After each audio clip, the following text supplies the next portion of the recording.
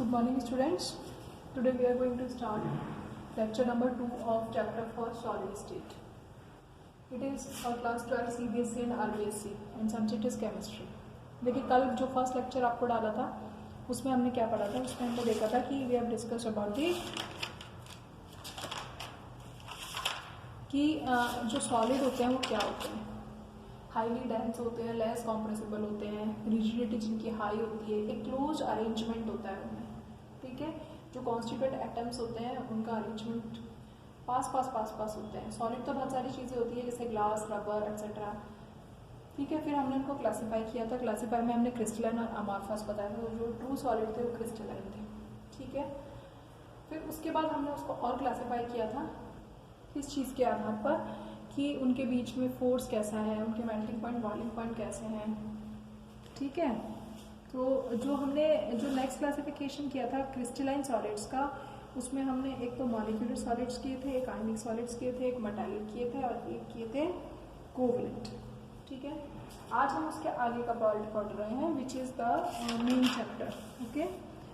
आज हमारा जो टॉपिक है that is crystal lattice and unit cell. हम इनके बारे में पढ़ रहे हैं कि यूनिट सेल क्या है और क्रिस्टल लेटिस क्या है। अब आपको ये ढंग से समझने की जरूरत है। देखो लेटिस क्या होता है, लेटिस का मतलब एक चालक। जैसे आप लोगों ने NaCl का नाम सुना है अभी तक सबने। NaCl का मतलब एक Na और एक Cl आयन दोनों मिलकर NaCl बनाते हैं, लेकिन वाकई में NaCl एक क्या है, एक लेटिस है। लेटिस का मतलब एक बहुत बड़ा नेटवर्क। तो क्रिस्टल लेटिस क्या होता है, entire structure of solid is made by regular arrangement of building block. यानी जो एक लेटिस होता है उसमें हजारों के फॉर्म में बिल्डिंग ब्लॉक्स होते हैं। मतलब बिल्डिंग ब्लॉक का मतलब वो बिल्डिंग ब्लॉक के फॉर्म में एटम भी हो सकता है, आयन भी हो सकता है और मॉलिक्यूल भी हो सकते हैं, ठीक है। तो उनका क्या होता है, रेगुलर अरेंजमेंट होता है। यानी एक सॉलिड जो है उसकी जो पूरी एंटायर स्ट्रक्चर जो सॉलिड की होती है उसमें कुछ ना कुछ रेगुलर अरेंजमेंट होता है बिल्डिंग ब्लॉक्स का, ठीक है। अब ये बिल्डिंग ब्लॉक क्या है, ठीक है। जैसे आप, क्योंकि ये 3D स्ट्रक्चर है तो आप इसको यदि बुक में देखेंगे तो आपकी बुक में एक स्ट्रक्चर बनी हुई है ना। whenever I will teach you in class you must have book, okay। तो वहाँ पर जो बिल्डिंग ब्लॉक्स हैं उनका रेगुलर अरेंजमेंट है। अब किसी भी क्रिस्टल के जो बिल्डिंग ब्लॉक्स होते हैं वो क्या होती है, यूनिट सेल होती है, ठीक है। यानी जैसे एक मकान है, मकान की बिल्डिंग ब्लॉक पूछा जाए तो क्या, ईंट है, ठीक। इसी तरीके से क्रिस्टल का बिल्डिंग ब्लॉक क्या है, यूनिट सेल है। अब ये जो यूनिट सेल है ये क्या है, smallest part of the lattice. किसी भी लेटिस का स्मॉलेस्ट पार्ट है, सबसे छोटा पार्ट, जिसको बार बार आप क्या करेंगे, रिपीट करेंगे। जैसे आपको घर बनाना है तो घर किससे बनता है, बहुत सारे कमरों से मिलकर बनता है। कमरे में क्या चीज़ यूज कर रहे हो आप, ईंट। सबसे पहले फर्स्ट जो बिल्डिंग ब्लॉक है दैट इज ए ब्रिक। तो इन दैट केस लेटिस में कौन है, यूनिट सेल है, स्मॉलेस्ट पार्ट ऑफ लेटिस है, which can be repeated in all directions. आप उसको एक्स डायरेक्शन, वाई डायरेक्शन, यानी तीनों डायरेक्शन में आप उसको यूज करते हैं, all directions to form a crystal lattice, ठीक है। अब यूनिट सेल मैंने यहाँ पर बनाई हुई है। देखो यूनिट सेल क्या होती है, यूनिट सेल इस तरीके से एक यूनिट सेल है, ठीक है। इसके कुछ पैरामीटर्स होते हैं। कौन कौन से पैरामीटर्स होते हैं, दो पैरामीटर होते हैं। एक तो होती है एज लेंथ और एक होता है एंगल, ठीक है। और इन एज लेंथ और एंगल को चेंज करके हम यूनिट सेल को भी बदल सकते हैं। और यूनिट सेल को यदि हम चेंज कर लेंगे तो हमें अलग अलग टाइप के क्रिस्टल सिस्टम मिलेंगे। तो सबसे पहले किसी भी यूनिट सेल में देखो ये जो चीज़ है, ये जो मैंने आपको बनाया, देखो ये एक्स एक्सिस है, ये वाई एक्सिस है, ये जेड एक्सिस है। बट दिस यदि आप इस यूनिट सेल में देखोगे तो ये इधर वाले फेस को और इधर वाले फेस को जोड़ने वाली लाइन है एज लेंथ। एज लेंथ क्या होती है, the line which binds two faces. इस फेस को और इस फेस को, इन फेस को बाइंड कर रही है। तो ये एक फेस है, ये एक फेस है, ये इन दोनों को कर रहा है और ये इस फेस को, इन दोनों को कर रही है। तो एज लेंथ होती है एक तो, और एक तो एज लेंथ क्या होगी, एक ए हो गई, एक बी हो गई और एक सी हो गई, ठीक है। तीन एज लेंथ हो गई। तो एक तो एज लेंथ पैरामीटर होता है और एक एंगल होता है। एंगल देखो, ए एज लेंथ के सामने वाला एंगल अल्फा, बी के सामने वाला बीटा, ये बी एज लेंथ है, इसके सामने वाला बीटा और सी के सामने वाला गामा। यानी कि ये जो एंगल्स है, इन एंगल को और इस एज लेंथ को चेंज करके यूनिट सेल्स को चेंज कर सकते हैं। तो यूनिट सेल को बाय चेंजिंग यूनिट सेल्स तो अलग अलग टाइप की, अब आप देखो तो इस आधार पर हमें कितने क्रिस्टल सिस्टम्स मिलते हैं, 7 क्रिस्टल सिस्टम्स मिलते हैं। देखो पहला सिस्टम क्या है, पहला क्रिस्टल सिस्टम क्या है, क्यूबिक।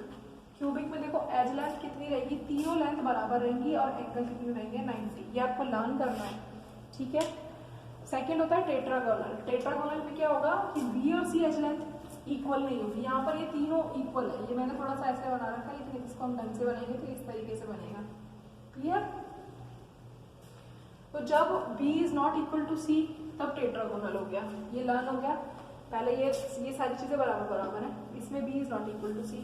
ऑर्थोरॉम्बिक में कुछ भी इक्वल नहीं है, ठीक है, और एंगल सब में तीनों में सेम है।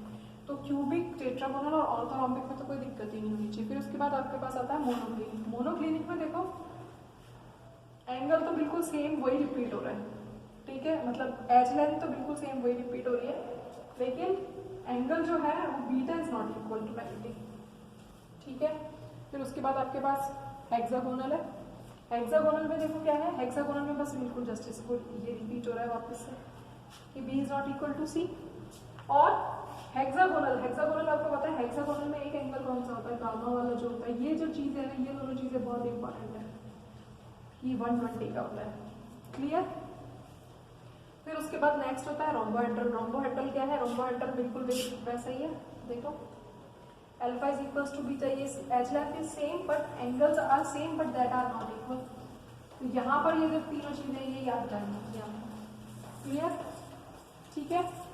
उसके बाद जो ट्राइक्लिनिक है उसमें कुछ भी इक्वल नहीं है, ना तो एज लेंथ इक्वल है और ना ही एंगल इक्वल है, क्लियर। तो on the basis of edge length and interfacial angle or by varying edge length or interfacial angle we can get 7 crystal systems: cubic, tetragonal, orthorhombic,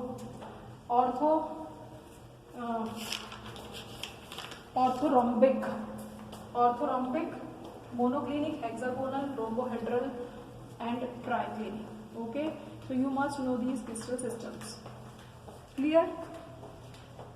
अब ये जो crystal systems हैं, इसमें ये जो क्रिस्टल सिस्टम है, क्रिस्टल सिस्टम में आपके बहुत सारे यूनिट सेल्स मिलते हैं, क्रिस्टल लेटिस की मिलते हैं। तो कितने क्रिस्टल लेटिस मिलेंगे, देखो इसमें मिलेगा 3, इसमें कितने मिलेंगे 3, इसमें मिलेंगे 3, इसमें मिलेंगे 2, इसमें मिलेगा 4, इसमें फिर मिलेगा 2, इसमें 1, तो देखो टोटल 3, 2, 5 और 4 9, 10, 2, 12, 13, 14, तो 14 मिलेंगे। 14 क्या है, ब्रेविस लेटिसेस, क्लियर। So you must know that these are the Bravais lattices, ठीक है। Number of lattices equal. Now come to the, तो ये आपको लर्न करना है। Now come to the type of unit cell, मतलब टाइप तो नहीं कह सकते आप इसको, आप कह सकते हो atoms, location of atom, location of atoms in a unit cell. कि यूनिट सेल में जो लोकेशन ऑफ एटम्स है उसके बिहाफ पर यूनिट सेल को हम कैसे आइडेंटिफाई करेंगे। तो फर्स्ट इज द सिंपल और we can say the primitive cubic cell. Primitive cubic cell is the cell in which atoms are situated at corner. It's a unit cell and the atoms are situated at the corners. Okay, so there are eight we can say corners in a unit cell. If atoms are at corner, it is called simple cubic cell. Next is body center. Body center means if the atoms are at corner and at the center. If atom is present at the center as well as at the corners are 8 and 1 is at the center, okay. So second type is body centered cell. Third is face centered. Face centered means atoms are situated at corners as well as faces. There are 6 faces, okay, 1 2 3 4 5 and 6. So 6 faces are present. So when atom is present at face and corner, it is called face centered, okay. And fourth is the end centered. End centered means if the atom is situated at a corner and only at two opposite faces, means at the corners and any two opposite faces. We can take this, these, one face is this and one face is this. These are two opposite, or we can say take this and this, or we can say take this and this. Okay, so it is called end center. Clear? Now the contribution of different points, or we can say different atoms. Different point means if the atom is situated at corner, this atom is situated at the corner. So what will be the contribution of corner atom to this unit cell? So these corners 1/8. So the contribution of corner atom is 1/8.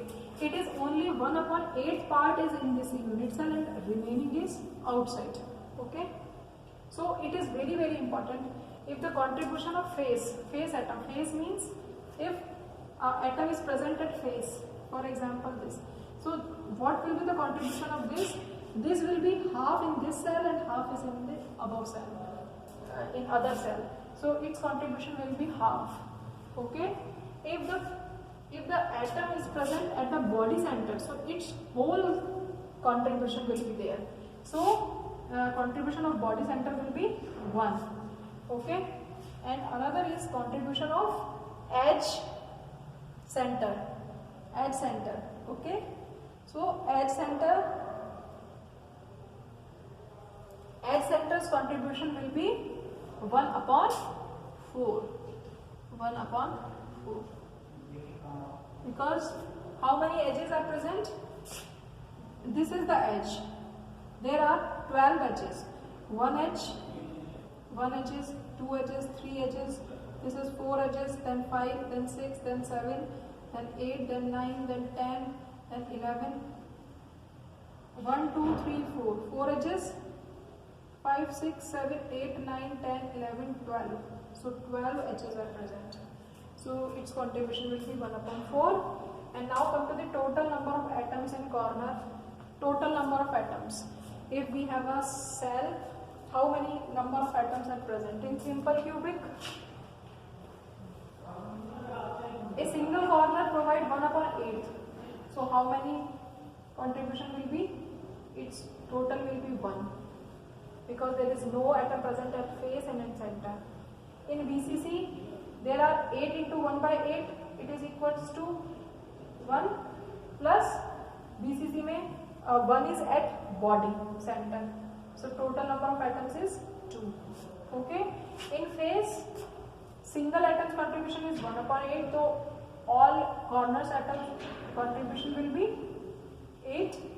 That is equals to 1 plus face centered. How many face? There are 6 faces. So 6 faces. In that case, it will be 3. So total number of atoms will be 3 plus 1. So total will be 4.